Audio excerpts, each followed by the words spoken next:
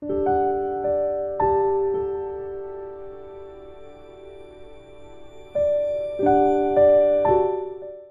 오늘 본문으로부터 시작해서 12장에 이르기까지 이제 하나님께서 부르신 이 사도 바울의 이야기는 잠시 중단하고 예수님의 수제자였었던, 그리고 이제는 사도가 된 베드로의 이 행전이 소개되고 있습니다. 자, 이와 같은 모습은 9장으로부터 시작하여 12장까지 지속되고 있습니다. 본문은 이 해변가 지역에 있는 루따라고 하는 곳에서 여러분 8년 동안이나 이 중풍병으로 인하여 여러분 우리가 상상해 볼 수 있지 않습니까? 얼마나 힘들고 어려웠을까요? 여러분, 이 베드로가 그 루따에서 바로 이 애니야를 고칩니다. 여러분, 몸을 용신할 수 없는 자가 일어나 움직이게 되었으니 여러분, 그 모습을 바라보는 그 지역에 있는 사람들이 예수를 믿게 되었다. 그러므로 하나님의 나라가 그렇게 확장되어져 나가는 모습을 우리에게 소개하고 있습니다. 이후에 베드로는 이 루따의 이웃 지방인 이제 요빠에 가서 병들어 죽은 자, 주님의 여종인 이 다비다를 살려내는 놀라운 역사를 행합니다. 이로 인해 요빠에 살고 있는 사람들이 또한 그 놀라운 상황을 보면서 예수 그리스도를 구세주로 믿는 놀라운 역사가 일어나게 되었습니다. 이처럼 급하고 강하게 역사하시는 성령님의 능력이 이처럼 사도들의 그 믿음의 선포를 통하여 놀라운 역사를 일으키고 있으니 바야흐로 하나님의 나라가 급하고 강하게 이렇게 확장되어져 나가는 모습을 우리가 대하는 것입니다. 여러분, 일찍이 예수 그리스도께서 그의 제자들에게 뭐라고 말씀을 하셨는가? 나를 믿는 자는 내가 하는 일을 그도 할 것이요 또한 그보다 큰 일도 하리니. 여러분, 예수 그리스도께서 예언적으로 말씀하셨습니다. 그러니 예수님만 죽은 자를 살려내신 것이 아니라 여러분, 그 사도 바울은 3층 난간에서 말씀을 듣다가 떨어진 유두고 아니겠습니까? 네, 그를 살려내는 역사. 그런가 하면 이 베드로는 이처럼 이 다비다라고 하는, 또 다른 이름으로 도르가라고 하는 이 주의 여종을 죽음에서 살려냈었으니 여러분, 그야말로 놀라운 일이 이처럼 일어나게 되었던 것입니다. 여러분, 오순절 성령 강림 이후에 이와 같은 역사가 나타나게 되었으니 여러분, 이와 같은 일은 한 개인의 능력이 아니라 누가 하신다? 주의 영, 성령께서 이와 같은 놀라운 역사를 행하시는 것입니다. 이와 같은 기적을 행하면서 이 제자들은 늘 겸손했습니다. 아무도 이와 같은 일이 오늘날에 나타난다고 한다면 얼마나 많은 사람들이 그를 추종하며 따르며 그를 높이겠습니까?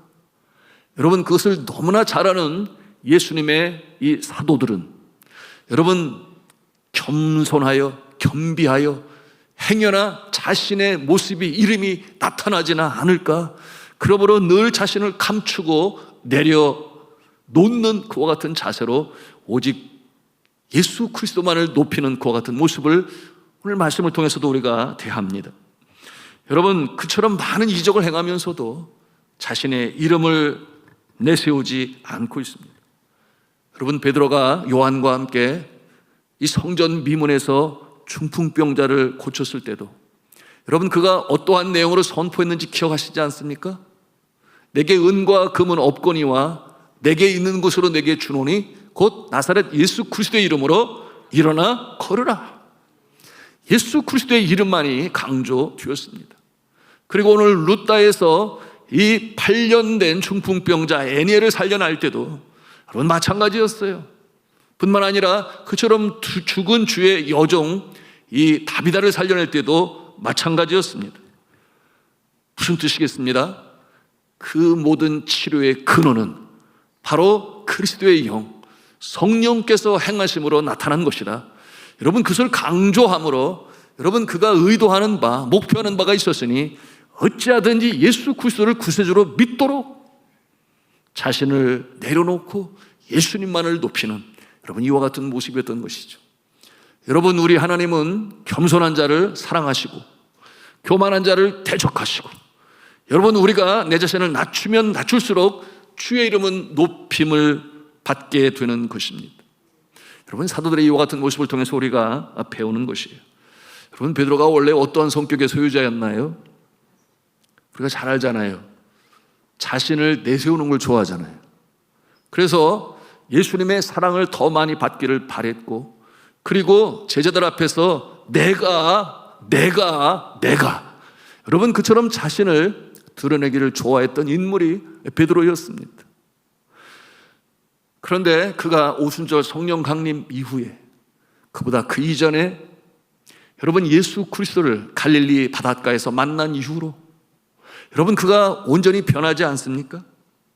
여러분, 그가 다른 이름 내세우지 않고 오직 예수 그리스도, 여러분, 주님만을 높이는 그와 같은 모습. 자, 34절 말씀을 우리 같이 읽도록 하겠습니다. 시작.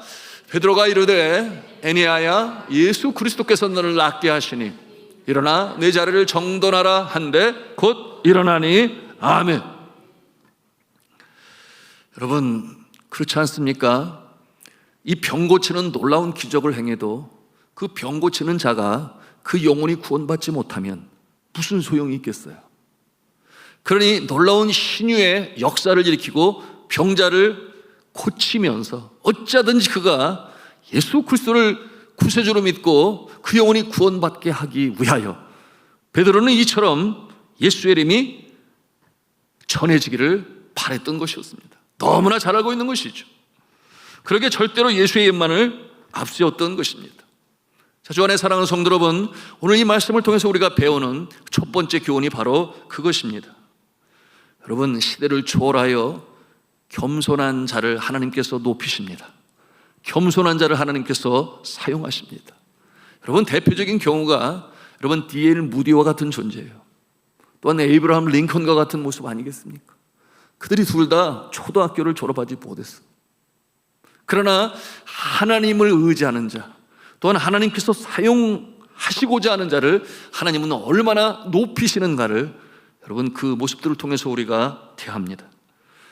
우리가 주의할 것은 특별히 주의 큰 사역, 큰 일을 감당하는 주의 종들을 행여나 영웅화해서는 아니 됩니다. 자칫 착각에 빠질 수가 있어요.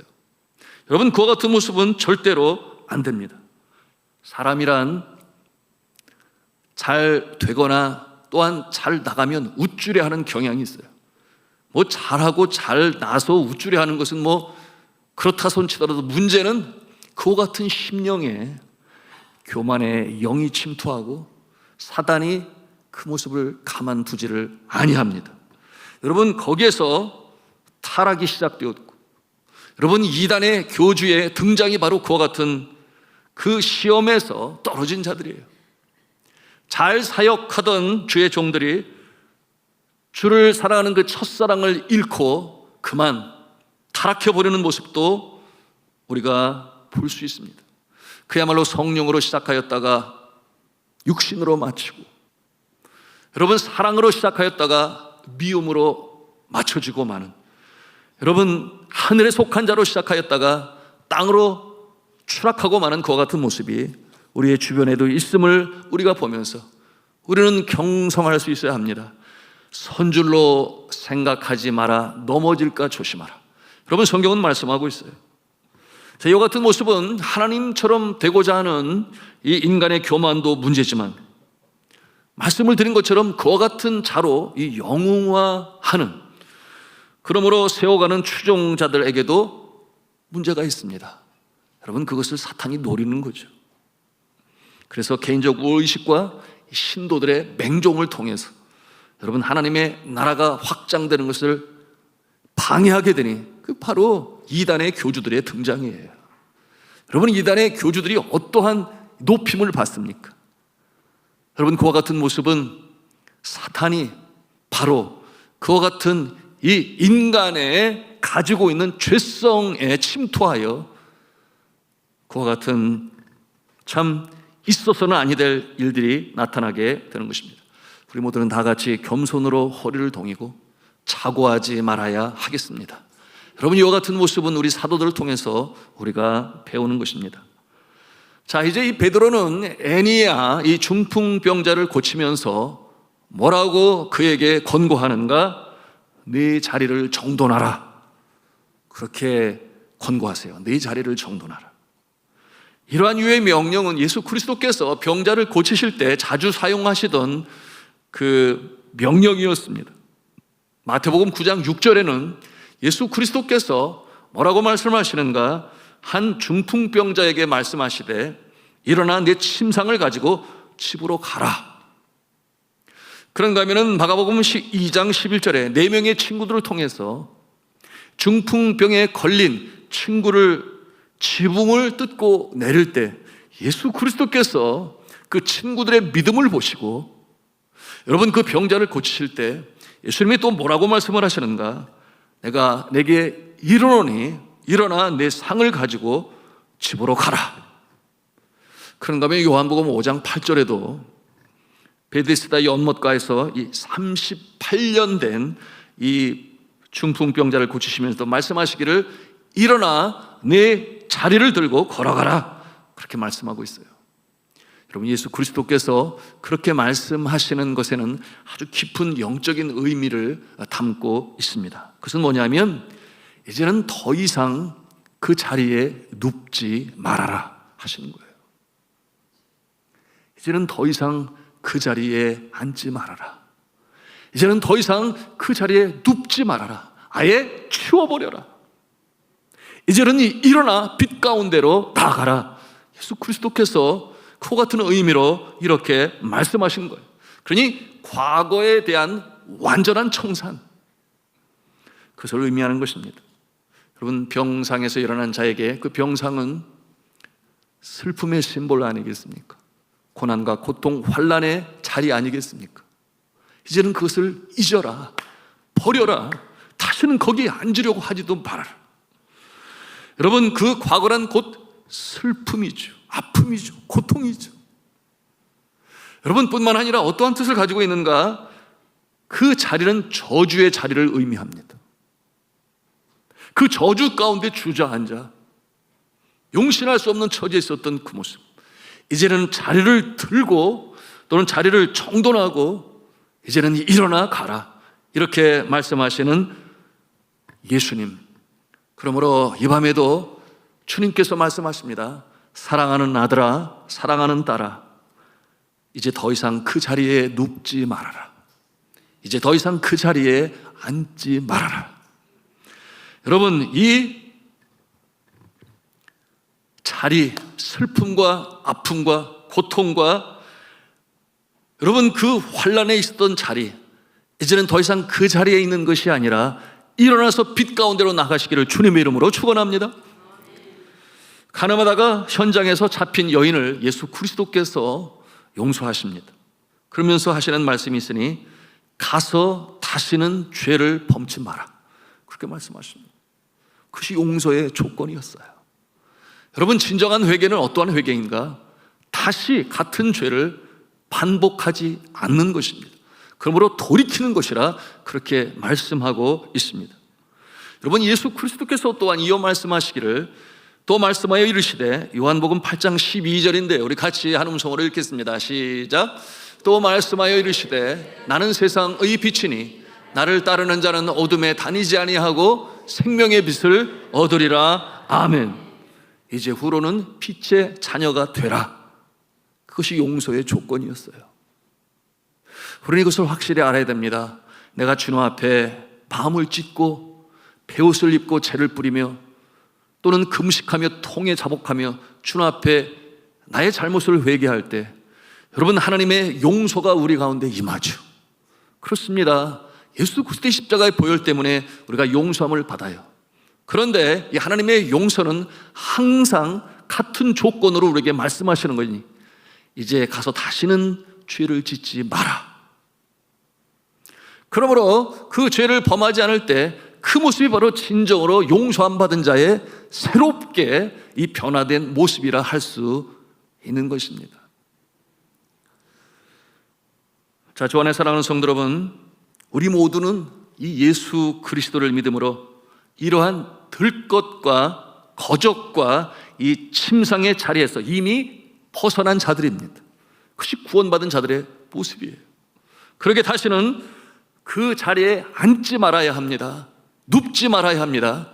여러분, 이와 같은 각오와 다짐, 이 밤에 기도할 때 다시금 주님 앞에 드리고 정말 그 자리에 앉지도 눕지도 아니하는 모습으로 승리의 길을 걸어가시기를 주님의 이름으로 축복합니다.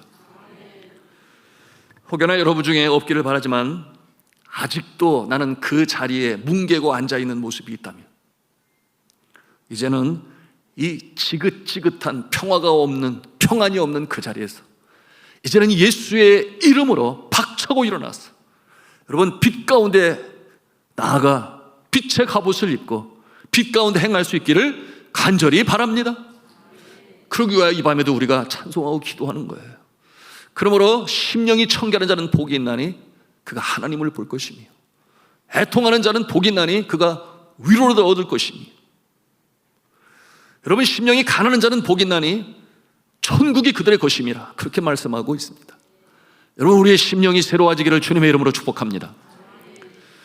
우리 주님께서 성령으로 도우시고 그리고 빛 가운데 세우시고, 그러는 중에 또다시 알게 모르게 넘어지고 주저앉고, 여러분, 하나님께서는 그와 같은 자 주님 앞에 나올 때 다시금 일으켜 세우셔서 다시금 걷게 하시고, 또 넘어지면 다시금 일으켜 세우시고 또다시 걷게 하시는 가운데, 여러분, 그 과정을 통하여 우리의 신앙의 궁극적인 목표인 이 예수 그리스도의 영성을 닮아가는 존재로 세워 나가는 것입니다.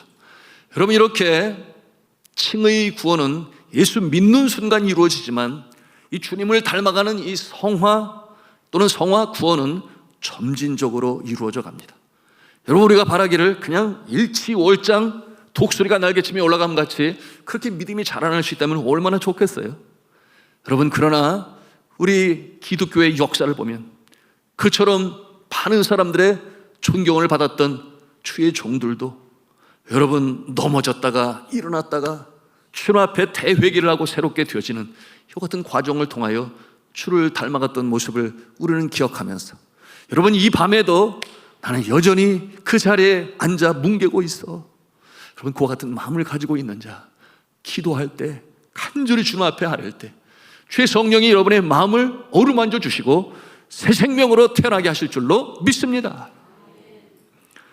자, 이 베드로는 항구 도시인 요바에서 들려오니 충성된 여종 다비다, 또 다른 이름은 도르가라고 그랬어요. 그 죽음의 소식을 듣고 루따까지 찾아와서 큰일 났습니다, 주의 사랑하는 여종이 죽었습니다. 그 소리를 들을 때 지체하지 아니했습니다. 곧바로 그리로 갔어요.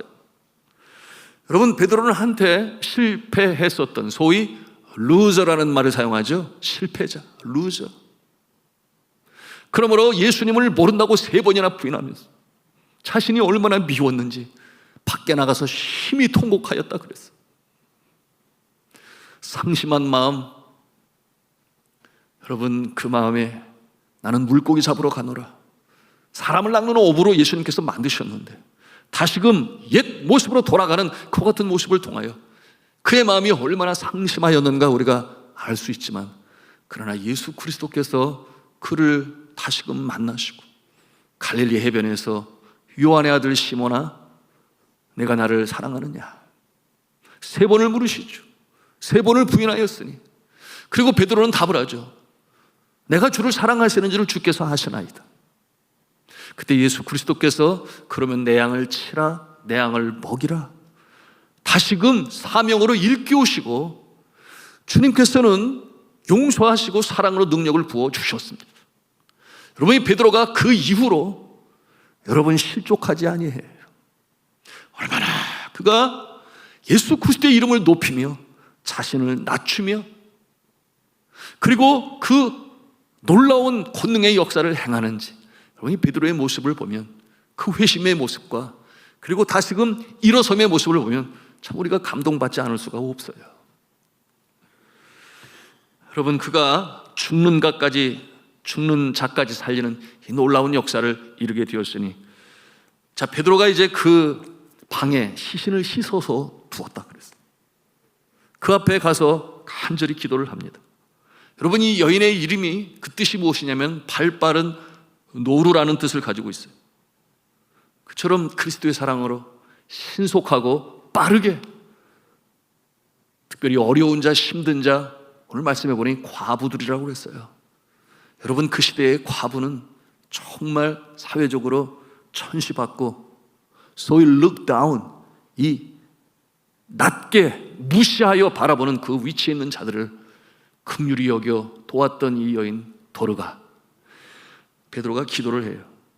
간절히 기도할 때 하나님께서 그의 영안을 열어 보여주셨겠죠. 그가 나을 것이다. 그러니 그처럼 확신 있는 언어로 선포하지 않습니까? 뭐라고 선포를 합니까? 다비다야 일어나라. 다비다야 일어나라. 이것이 개인의 입술로 하는 말이겠어요? 물론 사람의 음성으로 들리겠지만 기도하는 중에 성령께서 감동을 주시니 그가 살아날 것이니 선포하라. 여러분, 그가 그것을 영안이 열려 알게 되었기 때문에 그렇게 선포할 수 있었겠죠. 그러자 이 여인이 다시금 살아나게 되었습니다. 할렐루야. 놀라운 역사가 일어나게 되었던 것이죠. 여러분, 이 베드로의 일어나라라고 하는 이 음성이 이 밤에 여러분의 심령에 울려 퍼지기를 주님의 이름으로 축복합니다. 여러분, 일어난다라고 하는 것은 여러분 죽음에서 생명으로 살아나는 것이요, 일어난다라고 하는 것은 여러분 그 아프고 수치스럽고 죄악 가운데 슬픔 가운데 있는 모습이 이제는 변하여 소망 중에 승리의 여호와 니시, 그 깃발을 드는 것이니 여러분 슬픔이 변하여 기쁨이 되고, 여러분 아픔이 변하여 감사가 되고, 여러분 저주가 변하여 복이 되는 이 놀라운 역사, 이 밤에 기도할 때 여러분의 심령에 일어나라라고 하는 이 음성이 울려 퍼질 수 있기를 주님의 이름으로 축원합니다. 그처럼 어려운 자들, 소외된 자들, 이 과부들, 많은 선행과 구제를 베푼 답이다. 우리도 그와 같은 모습으로 살기를 소원해야 되겠지요. 나 한 사람의 존재가 축복의 통로가 될 수 있다면, 먼저는 가장 가까운 가정에서, 구역 안에서, 교회에서, 그리고 이웃들, 여러분이 다니는 직장과 사업장에서, 여러분 이 일은 인간적인 생각으로는 어려운 것 같지만 그러나 주님 앞에 가난한 심령으로, 애통하는 심령으로, 여러분 사모하는 마음으로 주의 능력을 간구할 때 주님께서 그렇게 만드십니다. 상황, 환경, 여건, 조건, 우리의 심령, 믿음까지도 주님께서 바꾸어 나가시니 여러분 우리의 생사복의 주관자가 되신 하나님 앞에 구하면 이루어진다 믿으시면 아멘 합시다. 아멘. 마지막으로 한 가지 더 묵상하고 가야 할 이 사도 베드로의 모습을 우리가 함께 보기를 원하는데요, 여전히 그 작은 자 의식, 주님을 닮기를 원하여 그 따라가는 모습, 누구든지 나를 따라오려고 그러거든 자기를 부인하고 날마다 자기 십자가를 지고 나를 쫓을 것이니라. 여러분, 베드로는 예수님을 얼마나 사랑했는지 몰라요. 여러분, 그가 예수님 사랑하는 모습은 성경 여기저기에 나타나는데, 여러분 그 막달라 마리아를 통하여 예수님이 다시금 부활하셨다는 소식을 듣고, 여러분 그 빈무덤을 향해서 가장 빨리 달려간 자가 누구라고 그랬어요? 앞에 힌트를 줬잖아요. 베드로가 제일 빨리 달려갔을까요? 요한이 제일 빨리 달려갔어요. 요한이 제일 빨리 달려갔는데 정작 그 빈무덤 안에 뛰어들어간 자는 누구였다고요? 베드로였어요.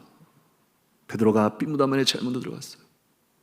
또한 그처럼 상심한 마음을 가지고 물고기를 잡으러 가노라, 그 조업을 할 때 그를 찾아오신 예수 그리스도께서 여러분 그 조반을 만드시고 그 해변가에 서신 모습을 보자 여러분 그를 제일 먼저 알아본 자는 요한이었습니다. 그런데 요한이 보라 주시다라고 외쳤을 때 여러분 베드로가 예수님이 그 해변가에 서신 것을 보고 그 물에 뛰어들죠.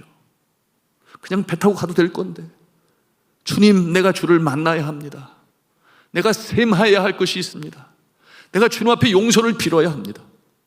여러분 그가 물에 뛰어들어가서 100여 미터 되는 그 거리를 헤엄을 쳐서 가는데 여러분, 그가 예를 차리기 위하여 겉옷을 입었다 그랬어요. 조업을 할 때는 간단한 복장으로 조업을 하겠지만 내가 예수님을 만나러 가는데 내가 주님 앞에 지은 죄가 너무나 커서 내가 주를 죽기까지 따르겠다 하면서도 주를 모른다고 고백을 했으니 내가 주님 앞에 용서를 빌어합니다. 이 겉옷을 그 물에 풍덩 끼워가지고 헤엄을 치는데, 그럼 상상을 해보세요. 그 옷이 얼마나 무겁겠습니까? 여러분이 베드로의 이 주님을 사랑하는 마음과 그와 같은 모습으로 살고자 하는 마음이 오늘 말씀 가운데도 우리가 나타나는데요. 우리 43절 말씀을 같이 읽도록 하겠습니다. 시작. 베드로가 요바에 여러 날 있어 시몬이라 하는 무두장이의 집에서 머무니라. 아멘. 여러분, 이 무두장이의 집, 한글 개역에는 피장이라고 표현을 했는데요. 이 무두장이라고 하는 것은 이 짐승의 가죽을 만지는 일을 하는 자를 무두장이라고 그래요. 그래서 짐승을 잡아 짐승의 가죽을 벗겨내고, 그래서 그 가죽을 손질해서 이 무두질이라고 그러죠. 말려서 신발을 만들든지 가방을 만들든지, 여러분, 무두장의 일이요. 그런가 하면 또한 그 시대에는 이 고기를 썰어서 파는 이 푸죽관이 바로 이 무두장이의 집인 것입니다. 그런데 자, 상상을 한번 해보십시오. 그처럼 놀라운 기적을 행합니다. 중풍병자를 살리고 죽은 자까지도 살리고. 그러니 이제 다음 시간에 우리가 나누겠습니다만, 이 고넬료는 또 하나님 앞에 간절히 구원하려 기도하는 가운데 이 베드로가 그곳에 가게 하셨어요. 여하튼 그렇게 이제는 명망이 있고 많은 사람들이 만나기를 바라고 그의 말씀과 기도 받기를 바라는 이 베드로인데, 그런데 그의 모습이 어떠합니까? 그가 이곳 저곳으로 다녔다 오는 성경에도 봅니다만은 그 여행길이 얼마나 지치고 힘들었겠습니까? 그런데 그가 어디에 묵었는가 보니까 바로 이 피장의 집, 무두장이의 집, 편히 쉴 만한 곳이 아닙니다. 여러분, 좋은 곳에 머물지 아니했습니다. 어쩌면 자기가 원한다면 그처럼 생명까지 살리니 최고의 좋은 자리, 깨끗한 이부자리, 그곳에서 편히 쉬세요 라고 얼마든지 할 수 있을 거예요. 그런데 베드로는 스스로가 자원하여 그러지 아니합니다. 오늘 말씀해 보니까 여러분 뭐라고 그랬어요? 시몬이라 하는 무두장의 집에서 머무는데 여러 날이라고 그 앞에 말씀하고 있어요. 여러 날 동안 그곳에 머물렀던 베드로의 모습입니다. 여러분, 그것이 가능했던 이유는 무엇일까요? 앞서 말씀을 드렸습니다. 주님을 그처럼 사랑했기 때문에. 내가 주님을 사랑하는 줄을 주께서 아시나이다. 여러분, 그의 그 답은 그가 예수님을 모른다고 고백한 것을 완전히 제거하고 없애고 새롭게 태어나는 그의 마음의 다짐을 보여주는 것이죠. 그러므로 여러분, 그처럼 이 베드로는 불편함을 감수하고 그 피비린내가 나고, 여러분 상상해 볼 수 있지 않아요? 오늘 밤에 이 자리에 나오신 분들은 적어도 기도하시는 분들이요, 직분자들입니다. 여러 믿음이 연약한 자들을 섬기는 모습으로 살아가고 있습니다. 오늘 이 베드로의 모습을 우리가 가슴에 담아야 하겠습니다. 우리 성도님들 중에 그러신 분들 여러 분 계세요. 주일뿐만 아니라 평일에도 어려운 자, 걷기 힘든 자, 거동하기가 어려운 자 어찌하든지 바라다 드리기도 하고 모셔오기도 하고, 여러분 그런가 하면 남모르게 어디에 하소연할 수 없는 마음의 아픔을 가지고 그야말로 피멍든 가슴을 쥐어짜는 그와 같은 모습을 조용히 다가가서 위로하고 격려하고 기도해주는 이와 같은 모습. 오늘 베드로의 모습을 보면서 우리는 낮은 곳에 임한 예수 그리스도의 성육신의 모습, 저 하늘나라 천상을 버리시고 이 땅에 강림하셨어. 평안이 있는 곳에서 평안이 없는 곳으로, 높은 곳에서 낮은 곳으로, 복음이 있는 곳에서 복음이 없는 곳으로, 여러분 생명이 있는 곳에서 생명이 없는 곳으로, 여러분이 사도 베드로의 모습이 그처럼 행할 때에 이처럼 놀라운 기적의 역사들이 나타나게 되었고, 여러분, 하나님의 나라가 그처럼 급하고 강하게 확장되어져 나갈 수가 있었습니다. 우리가 이 밤에 다시 한번 다짐해야 할 것은, 하나님, 내가 주를 따릅니다. 여러분, 신자는 많다고 그랬어요. 예수 믿는 사람들은 많아요. 그러나 정작 제자는 많지 않다. 여러분, 수만여 명이 인산인해를 이루어 예수님을 쫓았습니다. 그런데 정작 여러분, 예수 그리스도께서 십자가에 달리실 때 다 뿔뿔이 흩어졌어요. 여러분, 예수 그리스도께서 부활하셔서 다시금 승천할 때 500여 문도에게 보이셨다 그랬습니다. 그 수만 명의 무리가 500여 문도가 되고, 그리고 예수 그리스도께서 하나님께서 약속하신 것을 기다리라, 예루살렘을 떠나지 말고, 그러므로 그 약속을 바라보며 기도하는 거룩한 무리, 그들이 몇 명이었는가? 120문도라고 그랬습니다. 오늘날 그저 무리만 좋은 형식적인 모습들로 예배드리는 모습이 주일이면 많이 있어요. 그러나 정작 주님께서 말씀하신 바, 누구든지 나를 따라오려거든 자기를 부인하고 날마다 자기 십자가를 지고 나를 쫓을 것이니라. 여러분, 이와 같은 모습으로 우리가 서기를 다짐하고 주 앞에 기도할 때, 여러분, 주님께서 들어서 사용하시는데, 이처럼 놀라운 이 사도들의 역사, 우리가 그 모습을 바라보면서 여러분들에게 능력 주시는 줄로 믿으시길 바랍니다. 영력을 주시고 지혜를 주시고 건강을 주시고 사역할 만한 여러분 그릇으로 만들어 가시는 하나님의 손길이 있게 되는 것입니다. 이 밤에 찬송하고 기도할 때 우리의 마음에 그와 같은 소원이 있어, 여러분, 하나님 앞에 사랑을 받는 자요, 많은 사람들의 축복의 통로가 다 되시기를 저는 주 예수 그리스도 이름으로 축원합니다.